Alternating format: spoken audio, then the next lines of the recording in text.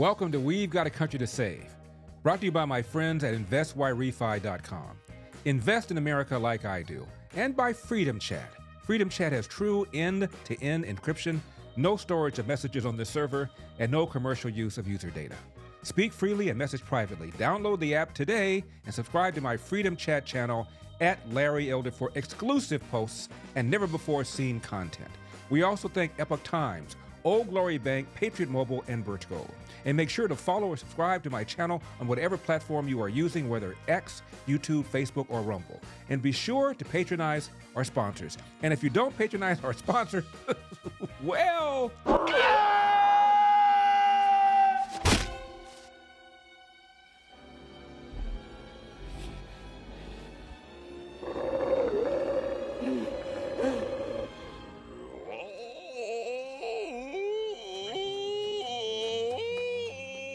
We know where you live. Now, we normally start out with politics, but... Special for those guys. My man. Right center Boom, field, shagalaka-laga.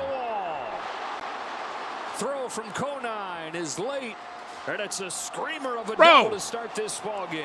Ready for more? That's a base hit to right field. Ohtani sends one in the air. The other way. Back it goes. Gone. Ready for the next one? Ohtani starts the 50-50 club. Damn! And I promise you I will be pragmatic in my approach. I will engage in what Franklin Roosevelt called bold, persistent experimentation.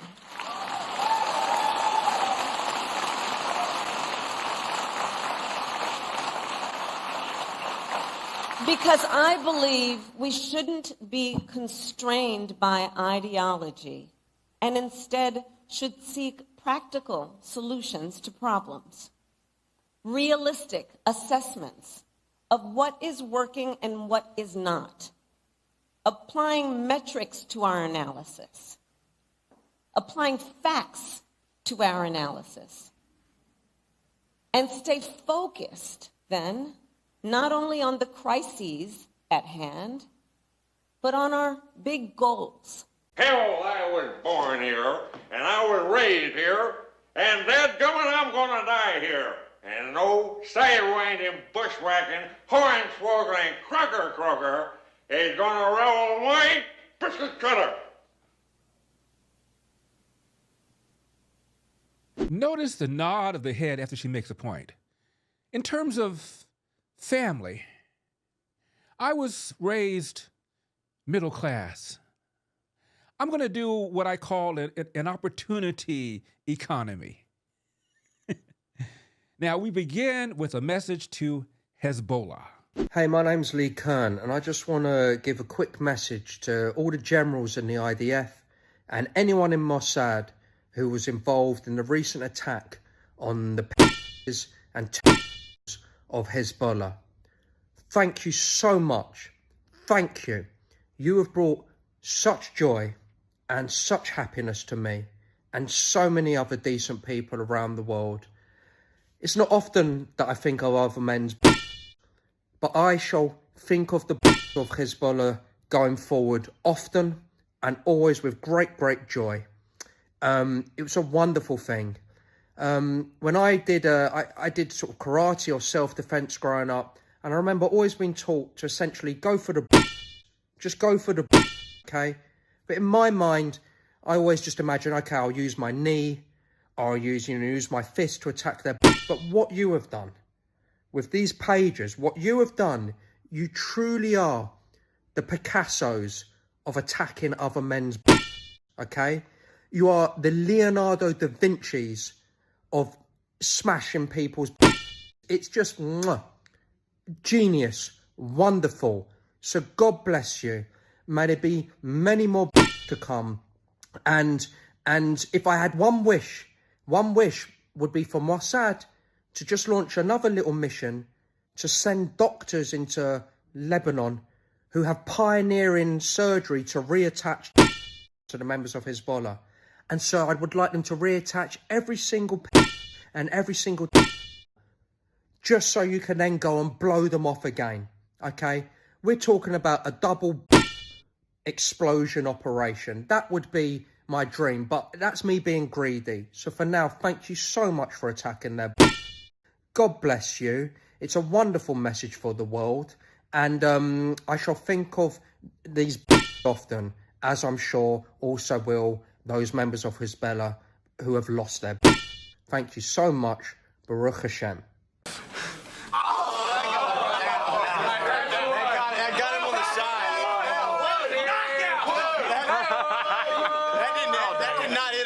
And you know you're having a bad day when your brand new pagers explode. هذه المقاومة محور المقاومة اليوم الجديد فيه منذ سنوات طويلة، وهذا لازم نحفظه جميعا، هو يقاتل بغضب وبعقل، وعليهم أن ينتظروا، وعليهم أن ينتظروا الأيام والليالي والميدان. بالنسبة إلينا كما كنا نقول سابقا، الآن القرار في يد الميدان، والميدان هو الذي يعرف ظروفه وفرصه، ونحن نبحث عن رد حقيقي وليس عن رد شكلي، وعليهم أن ينتظروا، وعليهم أن ينتظروا الأيام والليالي والميدان. بالنسبة إلينا كما كنا نقول سابقا، الآن القرار في يد الميدان، والميدان هو الذي يعرف ظروفه، كما يعني بيحاول البعض يفلسف الأمور. لا، نحن نبحث عن رد حقيقي وعن فرص حقيقية وعن رد مدروس جدا، وأكتفي بهذا المقدار. نحتفظ لأنفسنا بحق الرد في الزمان والمكان المناسبين؟ لا أبدا، نحن سنرد، هذا محسوم، وعليهم أن ينتظروا، وعليهم أن ينتظروا الأيام والليالي والميدان. هو يقاتل بغضب وبعقل، يقاتل بغضب وبحكمة وبشجاعة وبجرأة، ويملك القدرة. Meanwhile, Leon Panetta, the former CIA head and former Secretary of Defense, called the exploding pagers terrorism. Really?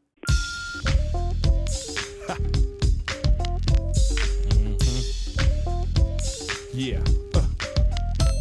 On my pager. What'd you say? Oh, yeah. Pager going off like C3PO. Time for the hurricane. He said word. I put it on his back. What you heard? If it's major, hit me on my pager. Ring it, ring it, ring it, ring it. Ring my telephone. Ring my telephone. If it's major, hit me on my pager. Ring it, ring it, ring it, ring it. Ring my telephone. Ring my telephone. I'll be so rebellious. Hi, folks. Do you trust this economy? What if you could receive a strong fixed rate of return that's not correlated to the stock market or the Fed? And what if you were in control? You could turn your income on or off, compound it, whatever you choose. What if your interest was compounded daily, you were paid monthly, and there were absolutely no fees? And what if you could have peace of mind because there was no attack on your principal if you ever needed your money back? Well, folks, there is an investment with all of these features. Investors all over the country are earning a high fixed rate of return with Yrefy, and they don't care about what happens with the stock market or the Fed.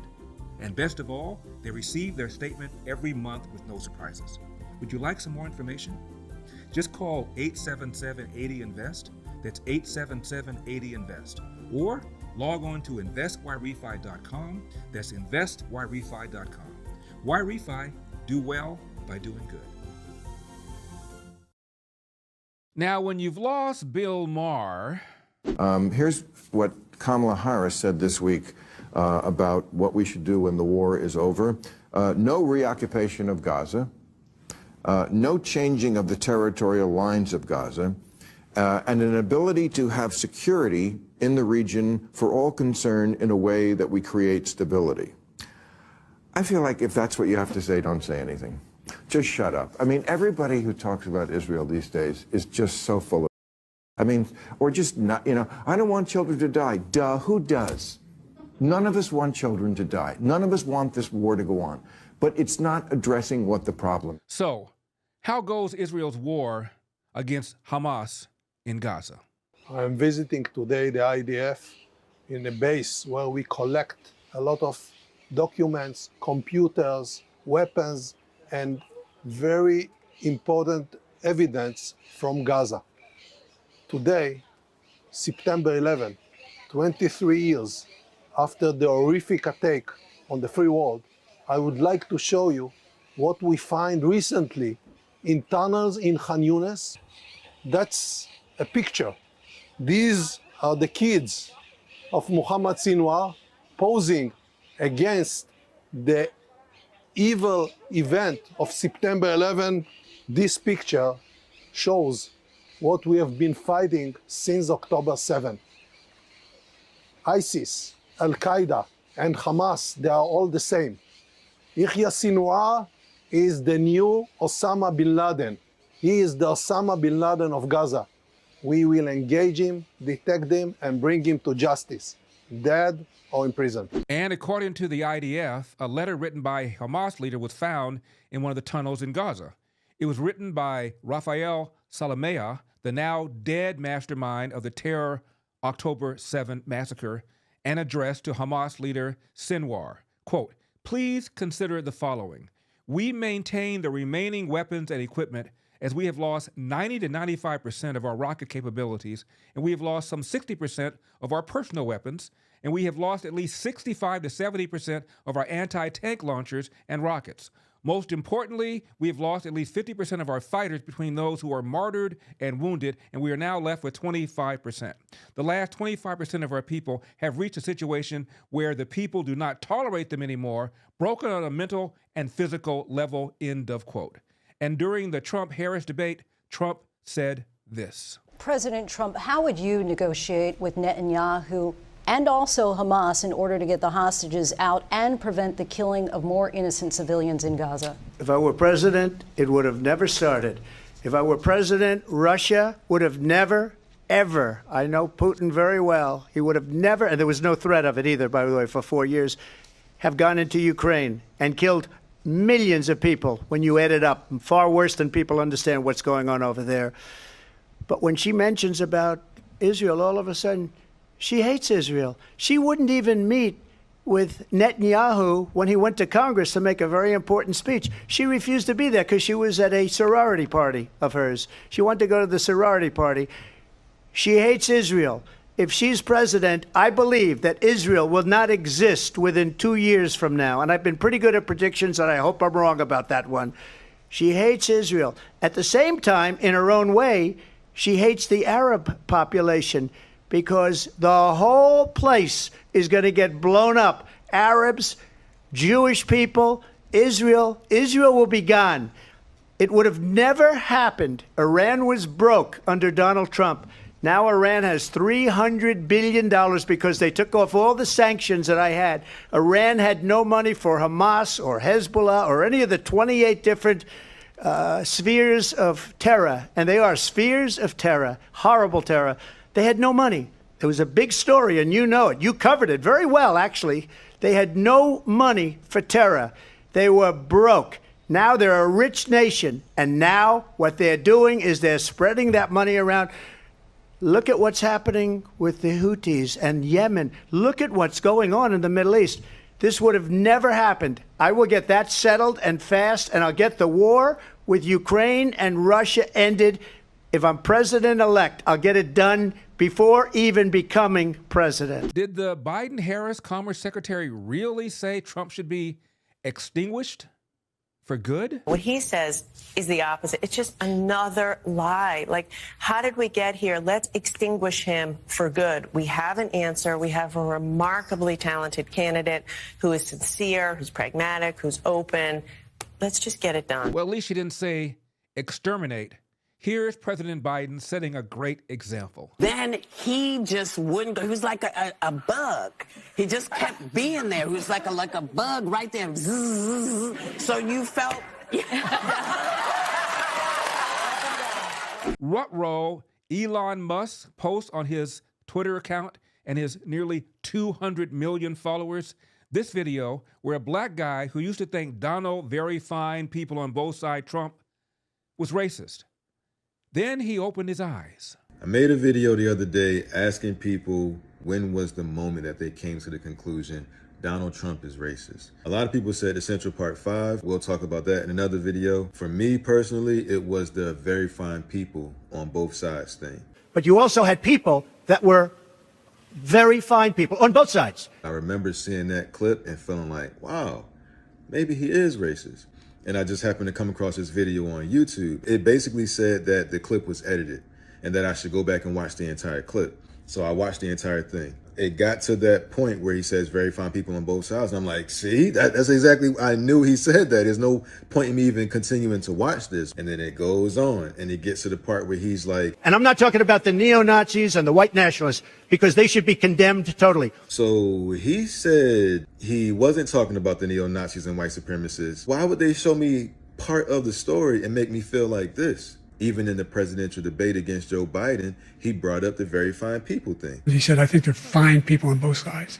What American president would ever say, Nazis coming out of fields, carrying torches, singing the same anti-Semitic bile, carrying swastikas, were fine people? Kamala Harris just brought it up on the recent debate. Let's remember Charlottesville, where there was a mob of people carrying tiki torches, spewing anti-Semitic hate. And what did the president then at the time say?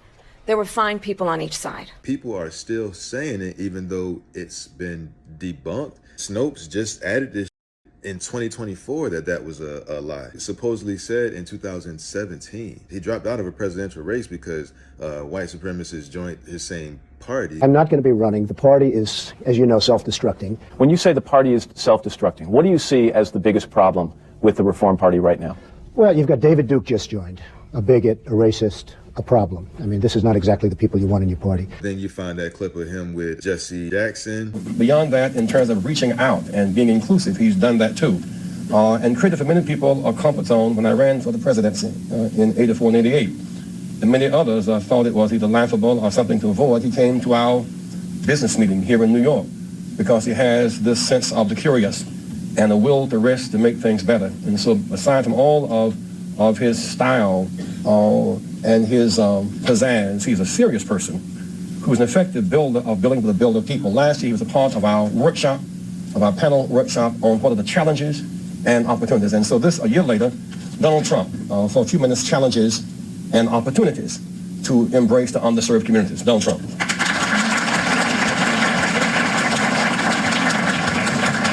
Well, it is an honor to be here. You see the clip with him on The View and him and Whoopi Goldberg, she's saying that they're friends. Because I don't think I'm going to get Whoopi's vote. If you did, let me just ask, if you did beat... And she likes me. She even put me in her movies. I was just going to say. She put me in her movies, right? A long time ago. And how much did I charge? Nothing. Like they say in the Garden. If you did beat Obama, though. People love this guy. Like Oprah saying that he should run for president. Do you have a vice presidential candidate in mind? Well, I really haven't gotten quite there yet. It's just Oprah. I love Oprah. Oprah would always be my first choice. Oprah, you're a competitor, right? Oprah's a competitor. You know what? I'll tell you, she's really a great woman, though. She is a terrific woman. She's somebody that's very special.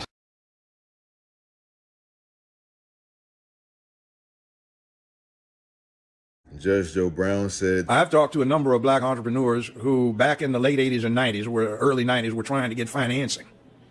They couldn't. Somebody told them to go check with Donald Trump. So they come back and tell me they got a loan from Donald Trump. He gave them a term loan. Show up with the interest and the principal, one check. But they had to go see him personally. They independently relate this tale that when they saw him, he said, this is what you're supposed to pay me? This our agreement? I said, yeah. And then tore the check up, shook their hands, and congratulations. Now run your business. And this was when? This was back in the 90s. Waka Flocka talks about how he showed him how to increase his wealth. Get a C Corp to run an LLC. If you want to make it even deeper, go get a trust fund and run a corp that runs the LLC. You want to get even deeper, own two trust funds for your business and your personal to run that trust that runs all the business. It can get deep, my guy. Absolutely. And Donald Trump actually showed me that method. People will say that they want truth, but when you try to present them with information that goes against their beliefs of Donald Trump, they act like this. He's condemned white supremacy over 20 times. Oh, yes, when? Could you tell me when? Yeah, absolutely. Would you like to see a video of montage of 20 times that he's done it? Oh, actually, no. I'm more interested in walking up in... But how are we going to learn if we don't challenge our ideas? I mean, you just made a statement that is actually inaccurate, and I can show you video evidence of why it is. I mean, would you like to see that? No, thank you. He's condemned white supremacy and the KKK over 20 times. Over 20 times? Yeah. Do you have him right here? Can I listen to it? Absolutely, you can. Let me pull it up for you right now. All right. By the way, I'm James. How's your day going, man? I'd be a lot better if you guys were wearing masks. We can socially distance. Yeah, I gotta go. Wait. You don't want to see the examples? I have 20 examples right here. He is a white supremacist. It's just like Yrefy said. Exposure to true information does not matter anymore. A person who was demoralized is unable to assess true information. The facts tell nothing to him. Even if I shower him with information, with authentic proof, with documents, with pictures, when a military boot crashes his, then he will understand, but not before that. That's the tragic of the situation of demoralization. The populace versus the establishment. Whatever they do to the populist candidate, they're doing to you. When you assist the establishment in crushing the populist candidate, they're going to turn around and do it to you next. Whatever rules that they broke to get at him, that you cheered on because you were so anti-him, those rules were broken so that they can get your consent. And now that they've used your hatred to build consent to break the rules, now they can turn that same attack towards you. And you've yayed and amened it into existence. If you previously believed that Trump was racist and then something changed your mind, I'd like to know what was that moment. Thank you for watching again. Like I said, I appreciate your time and attention because you can't get it back. Leave whatever opinions that you want in the comments, and I'll see y'all in the next one. Peace. Let me ask you a question. How many of you are concerned about the invasion of privacy that is currently going on by the Biden administration? Biden's DOJ is invading individuals' private messages and targeting them based on their political affiliation, and that's why I partnered with Freedom Chat, a private social messaging app that, like me, believes privacy is your fundamental human right. Freedom Chat has variable end-to-end encryption, built-in screenshot protection, no storage of messages on their servers, and no commercial use of user data. I'm such a fan of Freedom Chat, in fact, that I have created my own private channel that you can subscribe to for exclusive content, including never-seen images, videos, and posts. Simply download the app, or if you're on Android, join their waitlist. Search for my channel and subscribe. No one can see the channels that you are subscribed to or the posts that you react to. It's your own perfectly curated private news feed. Speak freely and message privately with Freedom Chat. Download the app today and subscribe to my channel at Larry Elder for exclusive posts and never-before-seen content. Now, Joe Biden told the United Nations he voluntarily stepped down from power. This summer, I faced a decision whether to seek a second term as president. It was a difficult decision. Being president has been the honor of my life. There's so much more I want to get done. As much as I love the job, I love my country more. I decided after 50 years of public service, it's time for a new generation of leadership to take my nation forward. My fellow leaders, let us never forget, some things are more important than staying in power. It's your people. Here's what really happened. Something on your mind? Just want to let you know you're sitting in my chair. Is that a fact? Yeah, it's a fact. Well, for a man that don't go healed, you run your mouth kind of reckless, don't you? No need to go healed to get the bulge on a tub like you. Is that a fact? That's a fact. Well, I'm real scared. Damn right you're scared. I can see that in your eyes. All right, now go ahead. Go ahead, skin it. Skin that smoke wagon and see what happens. Listen, mister, I'm getting awful tired of your... I'm getting tired of your gas. Now jerk that pistol and go to work. I said throw down, boy. Oh!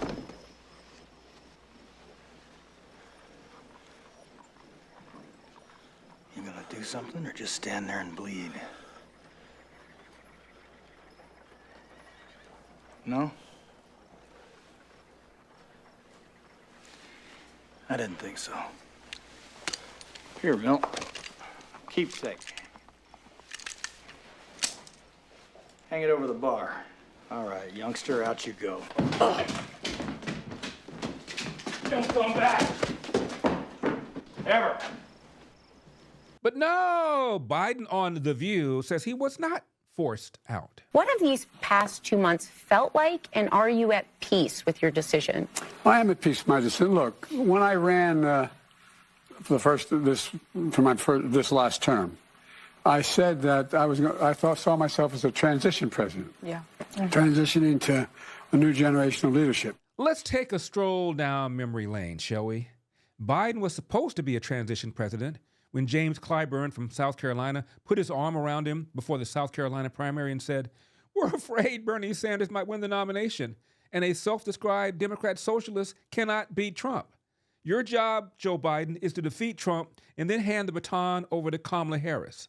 But then Biden and Dr. Jill loved being in the White House, and that plan went poof.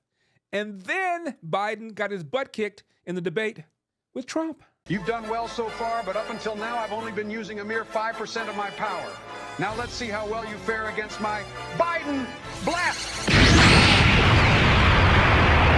I know I only look 40, but I'm 180 years old. I've been around forever. And but what happened was we were having so much success in getting things done that people thought we couldn't get done. Right. I found myself having used more time than I would have ordinarily to, pass that torch.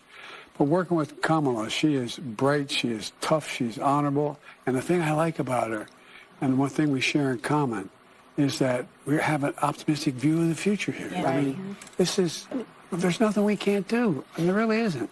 Anyway, but that's what happened, and so finally I decided that it was better, and I said what I meant what I said.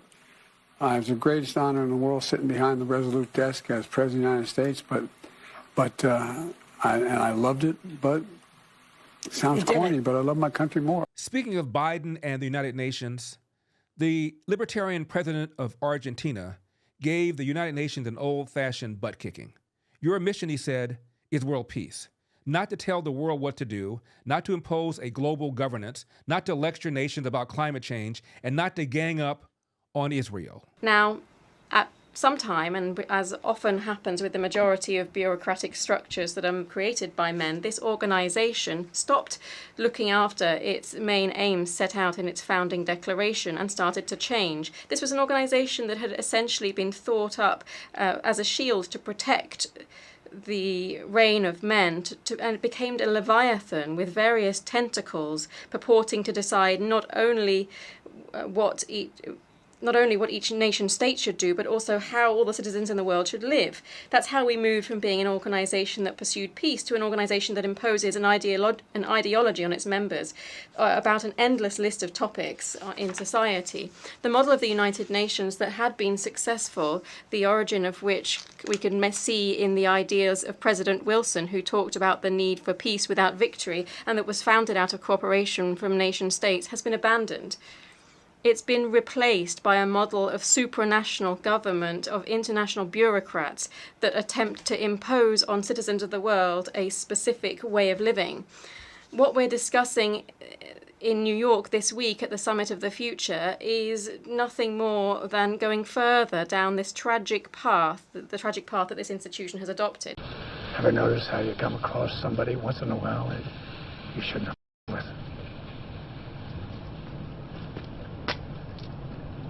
That's me. Did I hear this right? Kamala Harris wants to remove college degree requirements for good-paying jobs that should not require a college degree? And here's what else we will do when I'm president. We will double the number of registered apprenticeships by the end of my first term.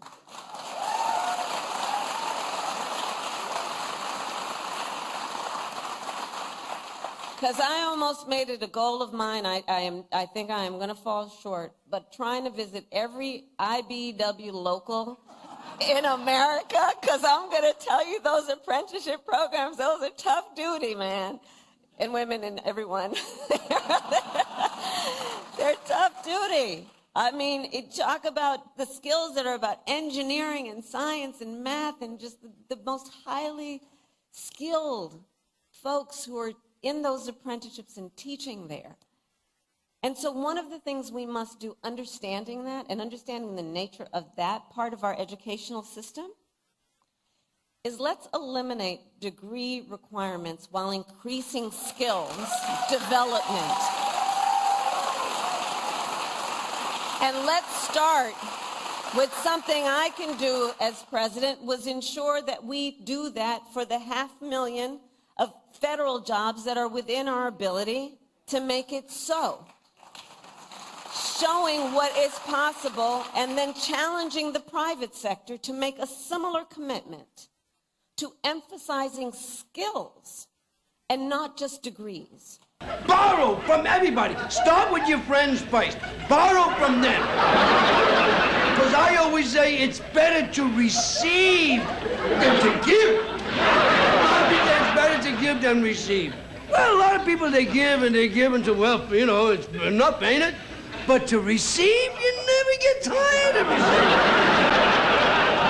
So borrow from your friends as much as you can until they can't afford you anymore. And then go to other people. Make new friends. That's what you do. Okay, great. Then pray tell me why we are forgiving college student debt paid for by people who didn't go to college for jobs that don't even require a college degree. Harry? Did you know there is nearly $1 trillion of infrastructure and pandemic funds yet to be spent? That's right. There is a massive amount of money that the lame duck administration is pushing hard to spend in their last few months. If the president is able to push these funds out, we could see another prolonged inflation surge just like during COVID. And I'm sure you remember the terrible effects that high prices had on most Americans. But there's hope. A surge in prices can be beaten. A gold IRA from Birch Gold Group is the ultimate inflation hedge for your savings in uncertain times.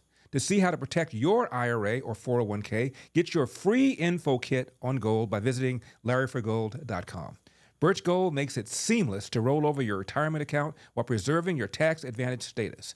Don't wait for the president's spending spree to tank the dollar further. Protect your financial future right now. Visit LarryForGold.com for your free info kit from Birch Gold.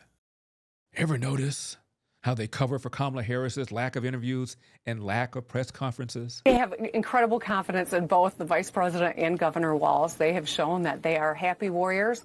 They are able to answer tough questions, and they are eager to get back into the debate. She does not have to do it, Kara. I'm going to just cut to the chase. In fact, she's put out policies on her campaign website. Anybody who's truly interested can go and read about them. She's done interviews, and I know that we would love, or you would love, to see her sit down every single day with CNN and do interviews, but she's a very busy person. I just said I'm not going to vote for her. Is not running for perfect. She's running against Trump. We have two choices. And so there are some things you might not know her answer to. This is why she does not do sit-down interviews. This is Kamala with MSNBC's Stephanie Rule about the economy. Most likely voters still think Donald Trump is better to handle the economy. Why do you think that is? Well, here's what I know in terms of the facts. Donald Trump left us with the worst economy since the Great Depression when you look at, for example, the employment numbers. It was during COVID, and employment was so high because we shut down the government, we shut down the country. What do you say to Americans, she was asked nicely, when they don't feel they fit into your policies? Watch this answer. Well, if you are hardworking, if you have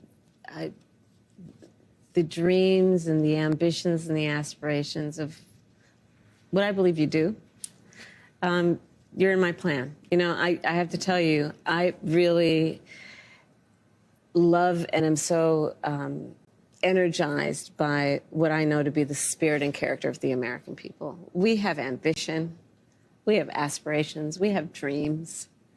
We can see what's possible. We have an incredible work ethic. But not everyone has the access to the opportunities that allow them to achieve those things. But we don't lack for those things. But not everyone, gets handed stuff on a silver platter. And so my vision for the economy, I call it an opportunity economy, is about making sure that all Americans, wherever they start, wherever they are, have the ability to actually achieve those dreams and those ambitions, which include, for middle-class families, just being able to know that their hard work allows them to get ahead, right? I think we can't and we shouldn't aspire to have an economy that just allows people to get by. People want to do more than just get by. They want to get ahead. And I come from the middle class. Look, my mother raised my sister and me. She worked hard. She saved up. By the time I was a teenager, she was able to buy our first home. And, home ownership for too many people in our country now is elusive. Gone is the day of everyone thinking they could actually live the American dream. So part of my vision for the economy is let's deal with some of the everyday challenges that people face and address them with common sense solutions, such as affordable housing. Well, at least she didn't say again she came from the middle class. And I come from the middle class. Are you better off than you were 4 years ago? When it comes to the economy, do you believe Americans are better off than they were 4 years ago? So I was raised as a middle class kid. And I am actually the only person on this stage who has a plan that is about lifting up the middle class and working people of America. I believe in the ambition, the aspirations, the dreams of the American people. And that is why I imagine and have actually a plan to build what I call an opportunity economy. Let's come together with the character that we are so proud of about who we are, which is we are an optimistic people. We are an optimistic people. Americans, by character, are people who have dreams and ambitions and aspirations. We believe in what is possible. We believe in what can be. And we believe in fighting for that. That's how we came into being. Because the people before us understood that one of the greatest expressions for the love of our country, one of the greatest expressions of patriotism is to fight for the ideals of who we are, which includes freedom to make decisions about your own body, freedom to be safe from gun violence, freedom to have access to the ballot box, freedom to be who you are and just be, to love who you love openly and with pride, freedom to just be. Clear as a bell. In other words, first of all, we must internalize the flatulation of the matter by transmitting the effervescence of the Indonesian proximity in order to further segregate the crux of my venereal infection. Now, if I may retain my liquids here for one moment, I'd like to continue the redundance of my quote-unquote intestinal tract, see, because to preclude on the issue of world domination would only circumvent, circumcise the revelation that reflects the aphrodisiac symptoms which now perpetrates the Jericho's activation. Yeah. Americans have had enough of supporting companies that hate our values. Tired of compromise? So am I. It's time to switch to Patriot Mobile, America's only Christian conservative wireless provider. They are an example of putting the cause ahead of profits, and that's why I'm proud to partner with them. Patriot Mobile offers dependable nationwide coverage, giving you access to all 3 major networks, which means you get the same coverage you've been accustomed to without funding the left. When you switch over to Patriot Mobile, you're sending a message that you support the First Amendment, the Second Amendment, the sanctity of life, and our military vets and our first responder heroes. Their 100% U.S.-based customer service team makes it easy to switch, keep your number, keep your phone, or upgrade. Their team will help you find the best plan for your needs. Just go to patriotmobile.com/Larry or call 972-PATRIOT. That's patriotmobile.com/Larry or call 972-PATRIOT. Get free activation when you use the offer code Larry. Join me and make that switch today. patriotmobile.com/Larry, patriotmobile.com/Larry or call 972-PATRIOT. And this was the post-discussion interview. Stephanie Rule very gently said she was not happy with her non-answer answers. We're just going to do it? We're just going to keep borrowing? I do, but here's what's a little tricky. She doesn't answer the question around if the GOP is controlling the Senate, if she can't raise corporate taxes, where is she going to get the money from, to expand the child tax credit and do all the things she wants to do? And she says, we just have to do it. Let's try that again. I believe we need to grow our middle class and make sure our economy works for everyone, for people like the people in the neighborhood where I grew up. Yeah, girl, I'm out here in these streets. And the hardworking Americans I meet every day across our nation. Yeah, girl, I'm out here in these streets. So I call my vision the opportunity economy. And it's about making sure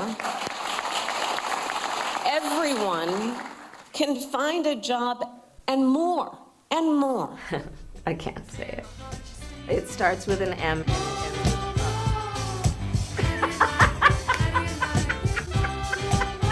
And more, and more.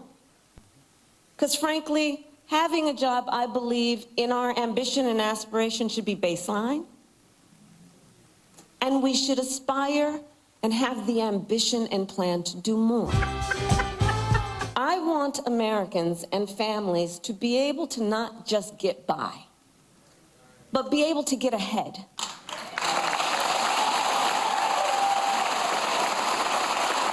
thrive. Be able to thrive. I don't want you to have to worry about making your monthly rent if your car breaks down. Yeah, girl, I'm out here in these streets. I want you to be able to save up for your child's education, to take a nice vacation from time to time. You think you just fell out of a coconut tree? I want you to be able to buy Christmas presents for your loved ones without feeling anxious when you're looking at your bank statement. I want you to be able to build some wealth.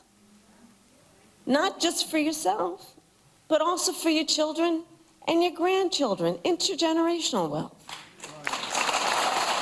Harris touts the 16 economists, sometimes she says 16 Nobel laureate economists, Goldman Sachs and Moody, all support her plan. Top economists in our country, from Nobel laureates to people at Moody's and Goldman Sachs, have compared my plan with his and said my plan would grow the economy, his would shrink the economy. Some of them have actually assessed that his plan would increase inflation and invite a recession by the middle of next year. Let's unpack some of that, shall we?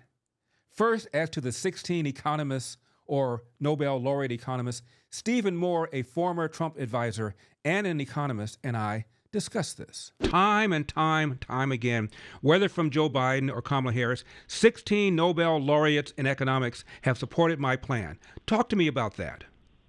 Well, here's the thing that's really funny about this. I know a lot about this, by the way, because these are the exact 16 economists. And by the way, she's right. I think 4 or 5 of them have Nobel Prizes.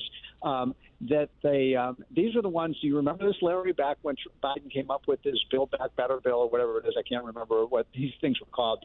It was $4 and $5 trillion of spending. And I don't know if you recall this, but these same 14, 15 economists wrote a letter in the New York Times saying, don't worry, Joe Biden's spending plan will not cause inflation. And they wrote that. And they said, don't worry, it's not going to cause inflation. Well, then we have the worst inflation in 40 years. Now, Larry, don't you think maybe if you got something that wrong, you should maybe send your PhD back and say, I don't know what I'm talking about? And now those same economists are the one who's saying, oh, no, it's Donald Trump that's the danger to the economy, not Joe Biden. The fact is that these are ideologues. They're not people who know anything about economics. And, Stephen, many of these same 15 or 16 were trashing Donald Trump's economic plan when he came in, which gave us this wonderful economy, very low inflation. They were saying that the opposite was going to happen. So, again, not a real good track record. As for these 16 economists, they appear to be Democrats.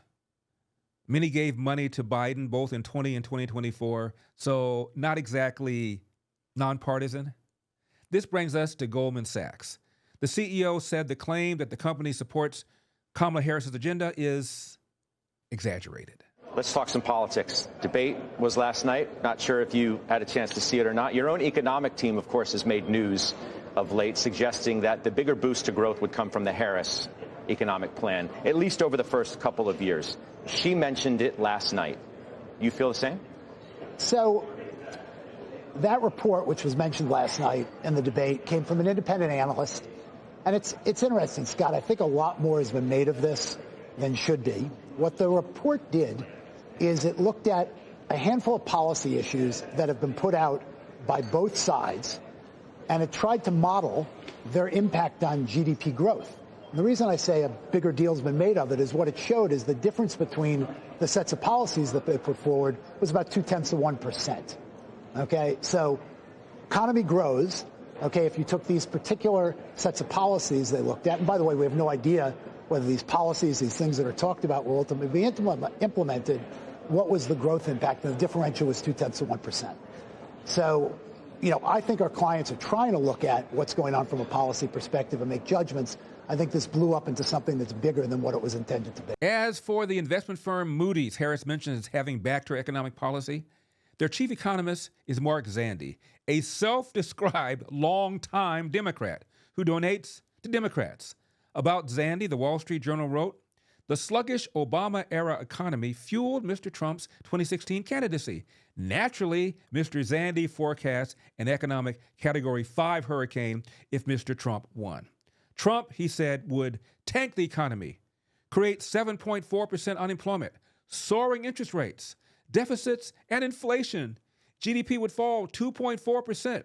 We'd have a very long recession. The average American household's after-inflation income would stagnate. Stock prices and real house values will decline.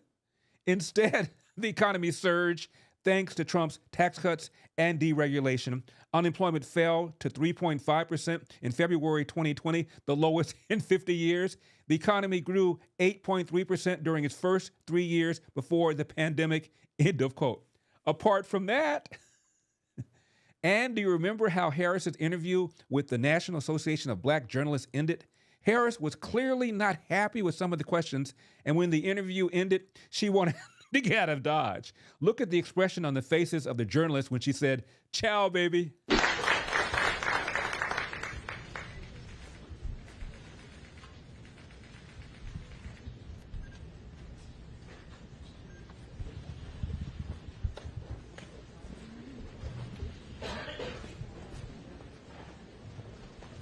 Watch the expressions again.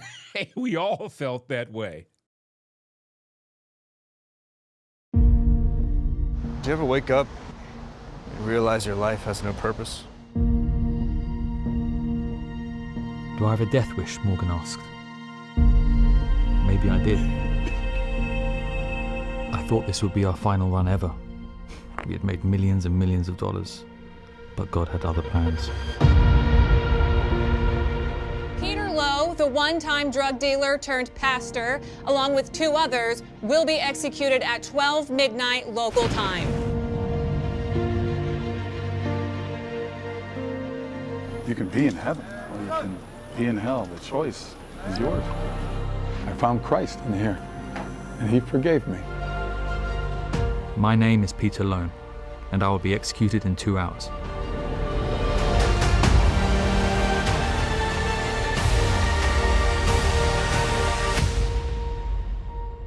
Jesus is for free, and salvation is a gift. Do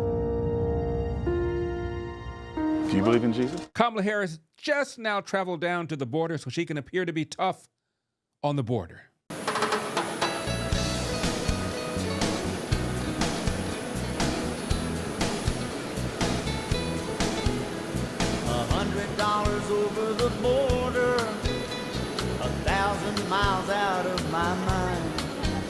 Oh, what was I thinking I could drink all that Mexican wine? And who in the world is this woman? I've never seen her before. But I've got a feeling that she's got a husband. Someone just kicked down the door. Better run for the border. He's never gonna understand. He picked up the phone and called some friends in Congress and said, stop the bill. Because you see, he prefers to run on a problem instead of fixing a problem. The American people deserve a president who cares more about border security than playing political games and their personal political future. And as president, I won't only bring back the border security bill that Donald Trump tanked, I will do more. Those who cross our borders unlawfully will be apprehended and removed and barred from re-entering for 5 years. Jose is hot on your trail, better run for the border. Jose, he is a dangerous man. But it's hard to forget this. When in 2018, Kamala Harris joined an anti-deportation rally along with Jussie Smollett. Down, down with deportation, up with education. Down, down with deportation, up with education. Down, down with deportation, up with education. Down, down with deportation, up with education. Down, down with deportation, up with education. Down, down with deportation, up with education. Down, down with deportation, up with education. Down, down with deportation, up with education. Down, down with deportation, up with education. Down, down with deportation, up with education. Down, down with deportation,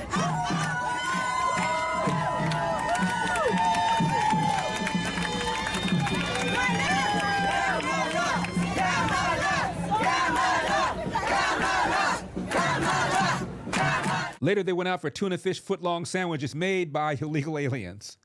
Win-win. And then there's Janet Jackson Gate. Janet Jackson said she didn't think Harris was black and thought she was Asian. I think that it is very dangerous, but I think that it's more insidious than that. I think it's easily provable to determine whether her father is black or not. Right. You could Google it right now and find out. There's a reason you don't want to know, and there's a reason that information or finding something like that, you've never seen that in mainstream or even middle of the road news. You have to search the furthest reaches of the right wing internet to find that. It's the same place where they tell you Haitians eat dogs. It's the same place they tell you that Obama wasn't born here. It's the same place where all the scandals live and all these right wing conspiracy theories live. And there's a reason that people perpetuate that. To what end? Okay, now I just wanted to know. First one, it seemed ironic that a woman who has had family members. Now for a lot of people, they're questioning whether Kamala is black, but there are a lot of people who question whether Jacksons want to be. When you shave out every Michael Jackson, a lot of them, they all got the same nose. There's a reason for that. So it's ironic to say that question somebody's blackness while you're doing it through the nose of a white woman. That's just ironic to me. Joy Reid didn't know quite how to deal with this, didn't want to dump on Janet, so she said... Okay, let's talk about Janet Jackson's escapade. And no, not the song. When the singer was asked about the prospect of America electing a black woman president, she said of Harris, quote, well, you know what they supposedly said? She's not black. That's what I heard, that she's Indian. Her father's white. That's what I was told. I was told that they discovered her father was white. Yeah, that's not true. But those words do echo Trump saying that Harris magically turned black. And yet it gets worse. When Jackson was later pressed whether she thinks America is prepared to see Harris in office, she said, I think either way it goes is going to be mayhem. Either way. I originally didn't want to really do this story because I'm really not trying to embarrass Janet Jackson. I'm a big fan of hers. I grew up listening to her. But I think about the power of her. I was just at Essence Fest this year. She performed. Her fan base is massively black women.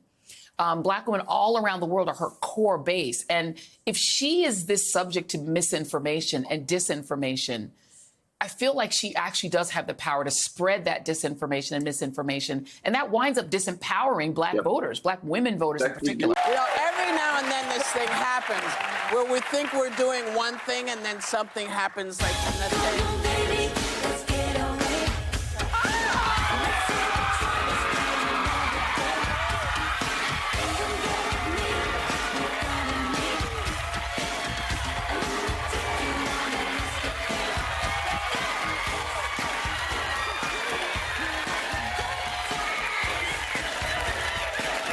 I will say this. I would handle this the way Kamala Harris has, and that is to give it no air. I think Kamala is breaking barriers just by being in the room, regardless of whether Janet Jackson thinks she's black or white or Indian. The very fact that she is in the room deconstructs, in my view, the alleged societal norms that we've seen in the nearly 250 years of this country of what a presidential candidate looks like. And so I think that is what matters most.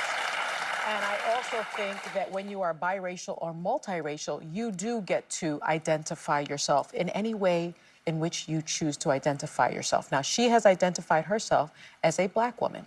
She has also said that her mother is Asian. She didn't just become black. And so it's unfortunate that Janet Jackson, an icon, admittedly said, I don't know, I haven't been reading the news these past few days. So I don't know if it comes from misinformation. I don't know if it comes from a lack of information. But all I know is that I don't want to give it this much air. Well, unfortunately, no, well, hold on. Yeah, she's got a phone. Janet Jackson is not a political animal.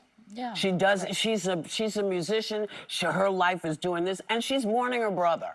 Mm-hmm. So that's right. I am, you know, I sometimes have said stuff, and, you know, I was wrong. But people want you to say something right away.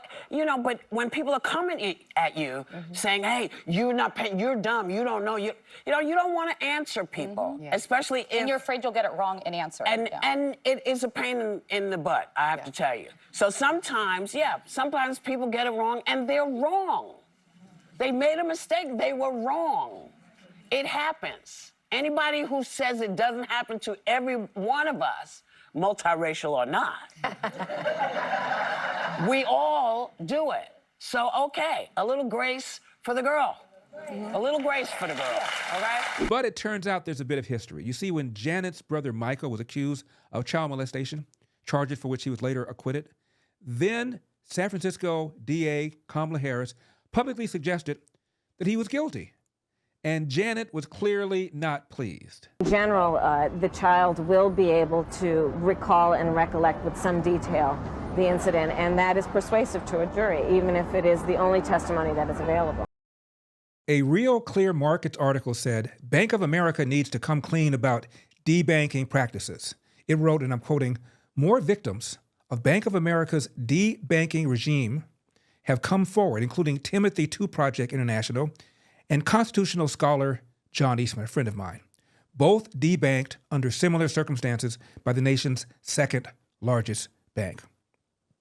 The bank's lack of transparency about cancellations that suspiciously look like they are based on viewpoint is why shareholders sought a report assessing whether the bank's policies and practices pose a risk of politicized debanking. Old Glory Bank will never debank any law-abiding customer. Our mission is the Constitution. Open an account at oldglorybank.com, and when you get your debit card in the mail, activate it, and you'll get a copy of my latest book, As Goes California, at a 50% discount. oldglorybank.com, that's oldglorybank.com. Now, is AOC trying to kill a black job? She wants the mayor of New York, who's been indicted, to resign because of scandals? Right now, I think this is squarely about Mayor Adams' ability to govern New York City and for the New York City governance to be fully staffed to serve the people of New York City.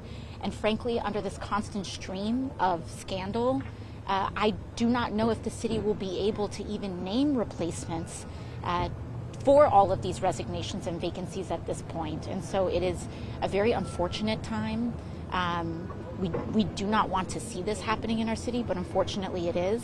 And I think for the best of the city, and so that we can continue to staff the administration of the city, it would be best for Mayor Adams to step aside. Who's going to tell him that the job he's currently seeking might just be one of those black jobs?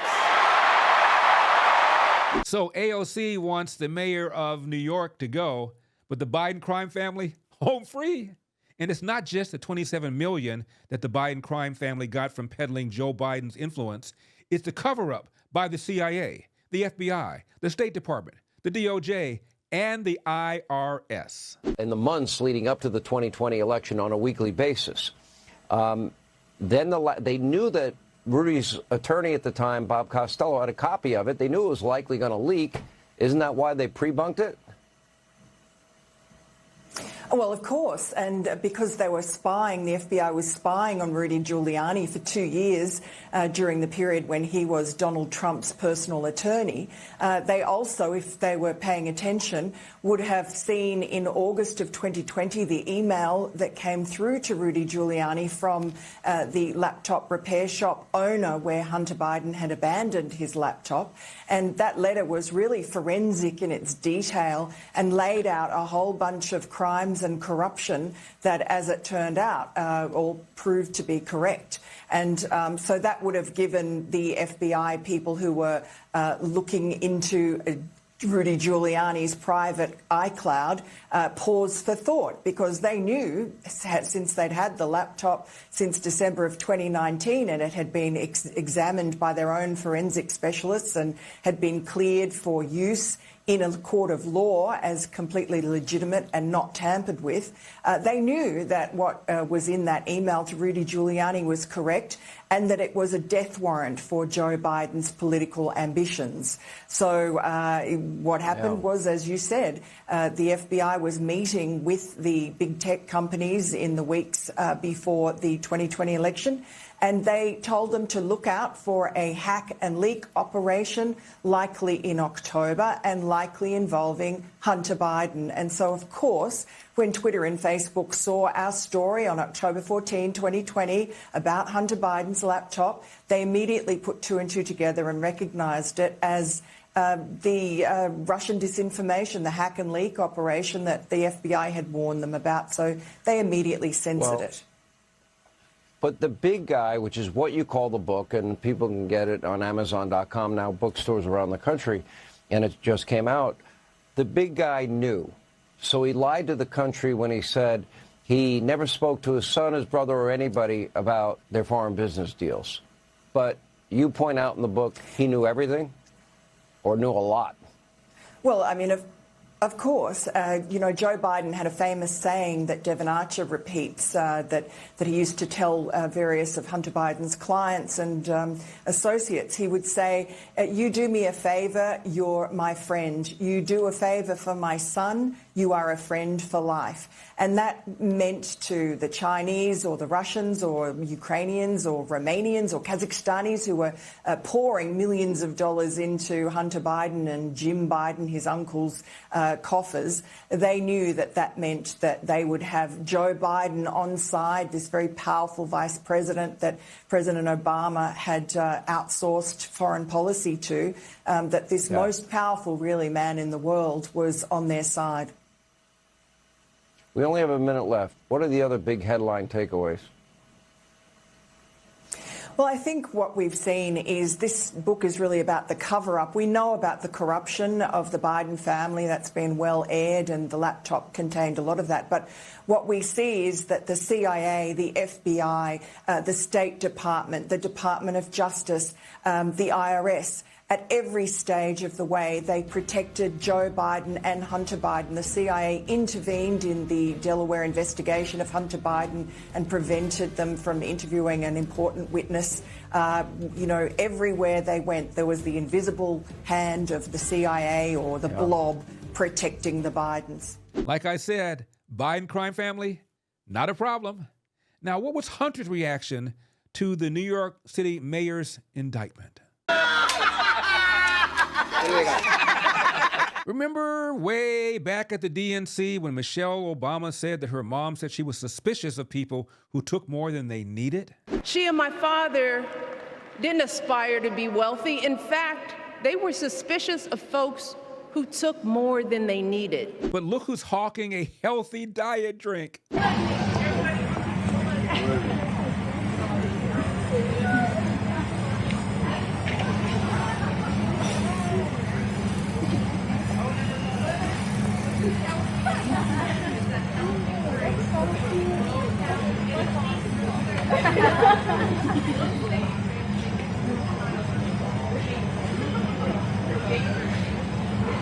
One person made this comment.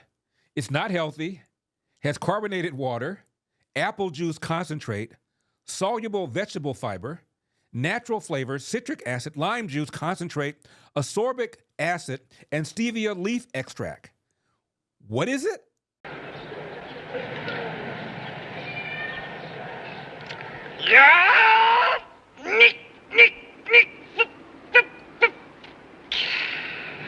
Indians.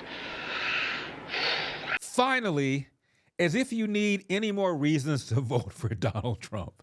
What do you think happens to you if he wins? Well, I'm out of here. I mean, I'm already working on a foreign passport with a completely different name. I don't know how it's going to work as far as dealing with my wife and my children. I certainly don't want them moving to where I'm looking to go. Yes! Yes! Oh! Yes! Yes! Yes! Yes! Yes! Yes! Hoo-ah! Glory, glory, hallelujah. Glory, glory, hallelujah. This is what is known as redistribution of wealth under Kamala Harris's opportunity economy.